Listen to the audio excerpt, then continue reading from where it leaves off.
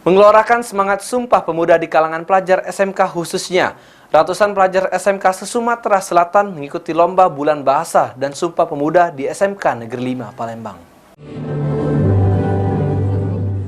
Sebagai generasi muda tanah air, semangat Sumpah Pemuda harus tetap digelorakan oleh kalangan pelajar khususnya SMK di Sumatera Selatan untuk mewujudkan hal tersebut.